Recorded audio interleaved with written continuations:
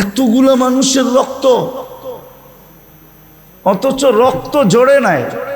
রক্ত কি জোড়ে নাই? উসমান রাদিয়াল্লাহু তাআলা আনহু, উসমান রাদিয়াল্লাহু তাআলা আনহু শহীদ হয়ে গেছেন। শহীদ বায়াতে রেজওয়ানের ভিতরে মিথ্যা খবর ছড়ায় গেছে, উসমান শহীদ হয়ে গেছে, অথচ শহীদ হন নাই।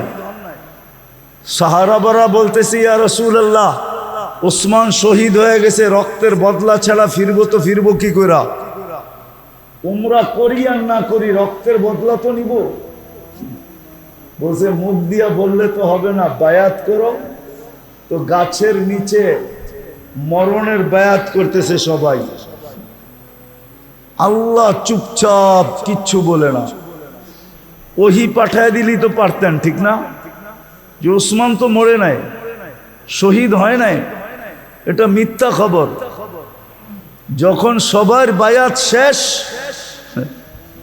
তো আল্লাহ উল্টা আয়াত পাঠাইতেছে, নিয়াদুল্লাহি ফাওকা আইদিকুম, আমিও তোমাদের সাথে হাত, তোমাদের হাতের উপরে হাত রেখা দিলাম। যেখানে মিথ্যা কথার উপরে বায়াতে রেজওয়ান হইতেছে, আর আল্লাহ বিলকুল চুপচাপ, জিবরিল আইসা কিচ্ছু বলতেছে না, বরং উল্টা আল্লাহ বলতেছে আমার হাতও তোমাদের সাথে। ওইখানে ৩৮,০০০ মরে গেছে। কোন দোয়া উপরে উঠতেছে না। উলামা দোয়া করতেছে, তোলাবা দোয়া করতেছে, আল্লাহ আল্লাহরা করতেছে। এখন যান হাজিরা মক্কায় যায় দোয়া করতেছে না, করতেছে না? হ্যাঁ, কি মরণের মিছিল কমতেছে না বাড়তেছে? হ্যাঁ, মুসলমানের দুরবস্থা কমতেছে না বাড়তেছে? কেন? কারণ এটাই, মুসলমান বুঝে নাই যে আমার ফরজ দায়িত্ব কি। ফরজ দায়িত্ব হলো প্রথম নিজেকে জাহান্নাম থেকে বাঁচাও, পরিবারকে বাঁচাও, তোমার পরিবেশকে বাঁচাও। এই তিনটেই যদি করতে পারি, প্রত্যেক পরিবেশের মানুষ যদি দায়িত্ব নেয় যে আমার পরিবেশে একজনও বেনমাজি থাকবে না, আমি দরকার হলে পায়ে ধরবো, দরকার হলে হাতে ধরবো। ও মেরে দোস্ত, রাগ হয়ে যায় না, রাগ হবেন বলবো। এইখানের তাবলিগওয়ালারা আছে, এই মহল্লার তাবলিগওয়ালা দূর দূর যায় মানুষের পাও ধরতেছে, কিন্তু এই মহল্লাবাসী দালাদের পাও ধরতেছে না, যে আমি তোমাদের পাও ধরতেছি। যে মসজিদ বইলা দাও, মসজিদ, আমি মসজিদে বৈশা বইলা দিতেছি, মিডিয়া নোট করে নে, আজকে যদি মুসলমান ফজরের নামাজে জুমার সমপরিমাণ লোক পড়া দিতে পারে, তাহলে কালকের থেকে মুসলমানদের বিজয়ের পালা শুরু হবে। বিজয়ের ঝান্ডা আকাশের ভিতরে উঠতে থাকবে, পতাকা উঠতে থাকবে। কোরআনে লেখা নাই, ইহুদিদের কিতাবে লেখা আছে, ইহুদিদের কিতাবে, যে যেদিন মুসলমানের ফজরের জামাত আর জুমার জামাত সমান হবে, ওই দিন থেকে মুসলমানদের বিজয়ের পালা শুরু হবে। আপনি ভাবছেন ওরা প্রতিদিন ফজরে আইসা দেখা যায় আপনার মুসল্লি কয়জন হয়েছে, আর একটা মুস্কি হাসি দিয়ে চলে যায় আর বলে এখনো বাড়ে নাই, বিদায় আমাদের কোনো চিন্তা নাই, কচু কাটা কর আর জামলে তা কর, ওদের বিজয়ের পালা শুরু হবে না, না, না, না, না, না। এই জন্য আমাদের তিনটা দায়িত্ব। ভালো মতে বোঝেন, কিন্তু আমি শেষ জায়গায় চলে আসছি কথার। তিনটা দায়িত্ব আপনার উপরে ফরজ, এক কদম হেলাইতে পারবেন না, এক কদম। আজকে হয়তো হেলায়া দিতে পারেন, কিন্তু কালকে হেলাইতে পারবেন না। হেলায় দেওয়া বোঝেন? হেলায় দেওয়া বোঝেন না? বোঝেন? আজকে মনে হয় সমাজের বড় ব্যক্তিত্ব, পুরা সমাজ হেলায় দেন, ঠিক না? এলাকার ব্যক্তিত্ব মানুষ, পুরা এলাকা হেলায় দেন, ঠিক না? থানার ব্যক্তিত্বমান মানুষ, থানা হেলায় দেন, ঠিক না? ফ্যাক্টরির মালিক কর্মচারী করে হেলায় দেন, ঠিক না? কালকে কিন্তু আপনি পাও হেলাইতে পারবেন না। অন্যরে হেলাইবেন কোত্থেকে? লা ইয়াজাল কাদামা আবদ। আল্লাহর রসুলের কথা, পাও হেলাইতে দিবে না আল্লাহ যতক্ষণ পর্যন্ত প্রশ্নের উত্তর না দিবে। হেলান হেলান তো দূরের কথা, স্টিল বানায় দিবে, স্টিল নড়তে পর্যন্ত দিবে না, এরকম বানায় দিবে কিয়ামতের দিন। ভালো মতে বোঝেন। মাঝে মাঝে দেখায় আল্লাহ, মাঝে মাঝে দেখায়, কয় চোখে দেখে না কেন? কয় পিছনের রক শুকায় গেছে, পানি শুকায় গেছে। কি আপনি তো বরাবর দেখেন, আপনারটা শুকাইল না কেন? আল্লাহ দুই একটা দৃষ্টান্ত দেখায়, বিদায় মনে থাকবে তো? প্রথম ফরজ কি আমার উপরে? দায়িত্ব কি? নিজেকে নিজেকে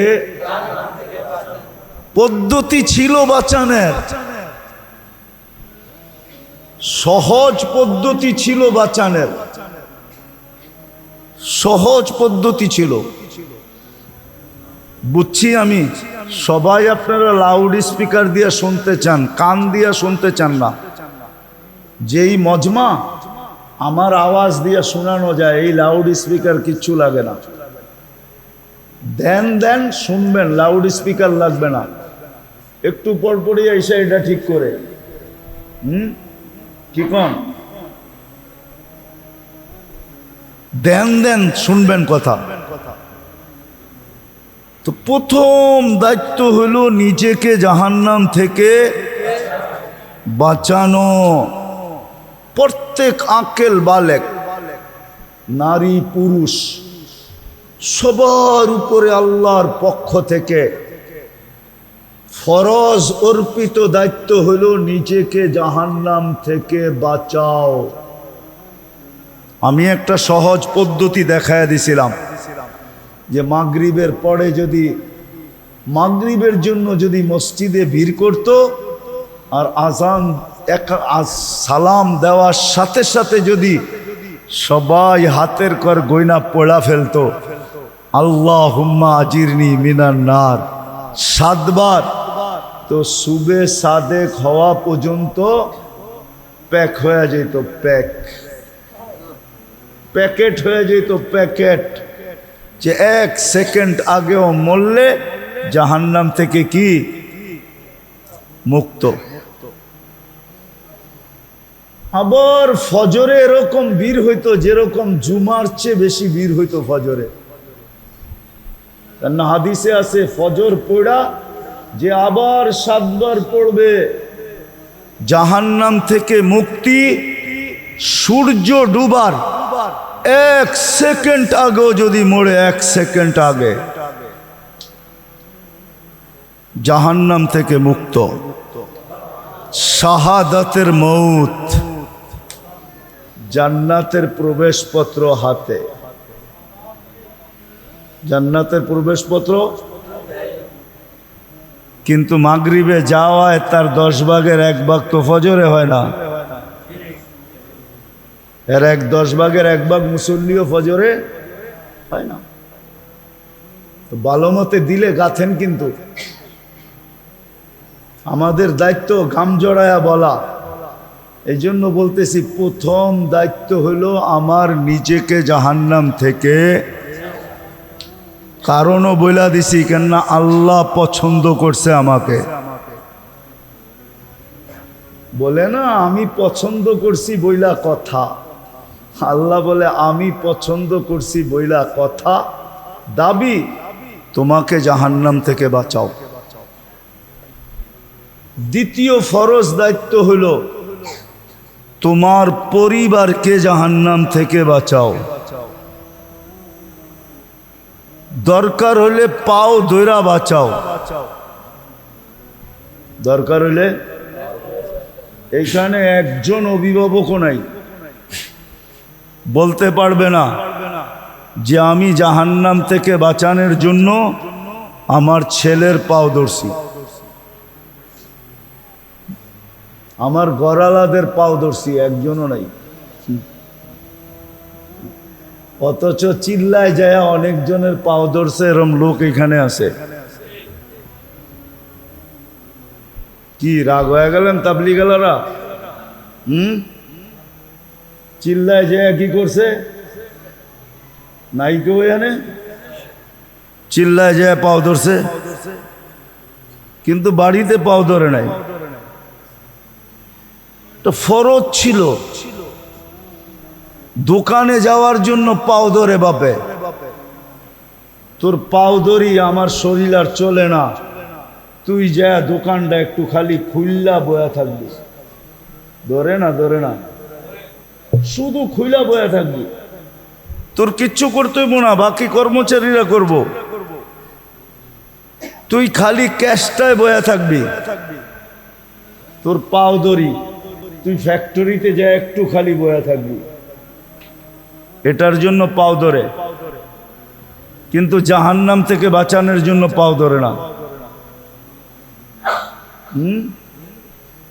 গড়ালারা একটু বেকা হয়ে যদি কয় অটো কিন্তু ডাইকা লাইছি, কাপড় দিয়েও গুছায়া লইছি, বাপের বাড়ি কিন্তু এক্ষণই যামুগা, তাইলে এখানে বহুত আছে যারা কইব পাও ধরি যায়ও না, আমার ইজ্জত আছে।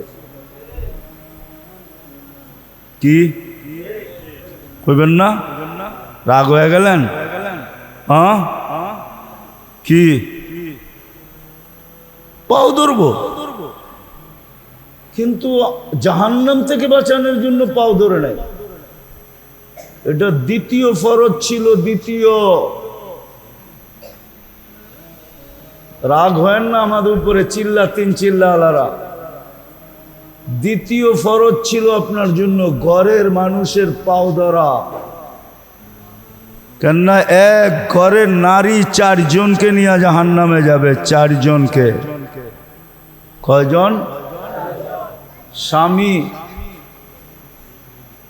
মা, বাবা, বড় ভাই, সন্তান মা বাবাকে জাহান্নামে ঢুকায়া তারপরে জাহান্নামে যাবে, এর আগে যাবে না। দ্বিতীয় আমাদের দায়িত্ব ছিল পরিবারের লোকজনকে, ঘরের লোকজনকে জাহান্নাম থেকে বাঁচানো। এটা আমাদের দায়িত্ব ছিল, ঘরের লোকদেরকে জাহান্নাম থেকে বাঁচানো। এটা ফরজ দায়িত্ব ছিল, ফরজ। হ্যাঁ বলবেন পাও ধরছি তারপরও হয় নাই, এই দায়িত্ব আর আপনার কাছে নাই। আল্লাহ দেখা ফেলছে, কেরামান কাতেবিন ছবি তুলা ফেলছে যে আপনি পাও ধরছেন, সাধ্য অনুযায়ী চেষ্টা করছেন। আল্লাহ বেইনসাফ না, ইনসাফ করবে আপনার সাথে। তখন আর দায় দায়িত্ব আপনার উপরে বর্তাবে না, দায় দায়িত্ব আপনার উপরে বর্তাবে না। কিন্তু রাগ হয়েন না, একজনও তো এখানে নাই, একজনও তো নাই এখানে যে সন্তানের পাও ধরছে, যে জাহান্নাম থেকে বাঁচাইতে হবে তোমাকে। এটা হলো দ্বিতীয় দায়িত্ব। তৃতীয় আরেকটা দায়িত্ব আছে, আরেকটা, এটাও ফরজ, দ্বিতীয়টাও ফরজ। তৃতীয় আরেকটা দায়িত্ব আছে, তৃতীয় আরেকটা দায়িত্ব আছে, এটাও ফরজ। নিজের পরিবেশকে জাহান্নাম থেকে বাঁচানো। নিজের পরিবেশ বোঝেন তো? নিজে যেই মহল্লায় থাকেন, এলাকায় থাকেন, ওই এলাকার পরিবেশকে জাহান্নাম থেকে বাঁচানো। কেন আপনি যদি চেষ্টা না করলেন আর যদি আযাব আসলো তাইলে ওই কথা সত্য হবে।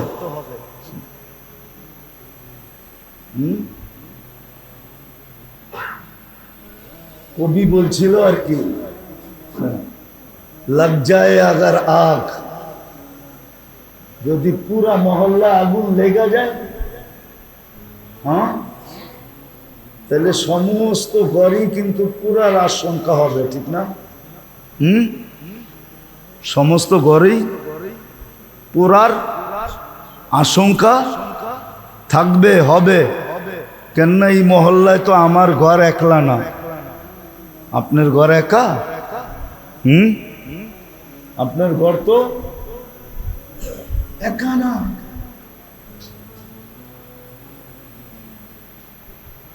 আপনার ঘর একা না। এই জন্য তৃতীয় ফরজ দায়িত্ব হলো নিজের মহল্লাকে জাহান্নাম থেকে বাঁচানো। আমি আর দূরে নিলাম না, দূরে নেওয়ার অভ্যাস নাই আমার, এই জন্য দূরে নিলাম না। কমসে কম নিজের মহল্লাকে জাহান্নাম থেকে বাঁচান, নিজের ইউনিয়নকে বাঁচান, নিজের পরিবেশকে বাঁচান। এই তিনটা দায়িত্ব প্রত্যেকের উপরে। কেননা আপনাকে আমাকে আল্লাহ পছন্দ করছে, আল্লাহ। এই তিন দায়িত্ব যদি পুরা না করলাম, হইতে পারে কিয়ামতের দিন দাঁড় করায় দিতে পারে, আর ওই দাঁড়ানোটা 50,000 বৎসরেরও হইতে পারে। আলা কুল্লুকুম রাইন ওয়া কুল্লুকুম মাসউলুনা আন রায়াতিহি। প্রত্যেকে দায়িত্বশীল। কু আনফুসাকুম ওয়া আহলিকুম নারা। তোমাকে বাঁচাও, তোমার পরিবার পরিজনকে বাঁচাও, পরিবেশওয়ালাদের মহল্লাওয়ালাদেরকে বাঁচাও। নাইলে যদি খোদাই গজব চলে আসে, তাহলে সব ঘরের ভিতরে আসবে। হাদিসে ইঙ্গিত আছে, আনুহলিকু ওয়া ফিনা সালিহুন ক্বালা ইযা কাসুরাল খাবাস। আমাদের ঘরেও আগুন লাগবে, কেন এই মহল্লায় আমার ঘর একা না। আমি যতই নেককার হই, এটারও ঘোষণা দিছেন, তুমিও কষ্টের শিকার হবে। এই জন্য তিনটা দায়িত্ব ফরজ আমাদের উপরে। নিজেকে বাঁচানো, দ্বিতীয় কি পরিবারকে বাঁচানো, তৃতীয় হলো নিজের পরিবেশকে বাঁচানো, মহল্লাকে বাঁচানো। এটা আমাদের উপরে ফরজ।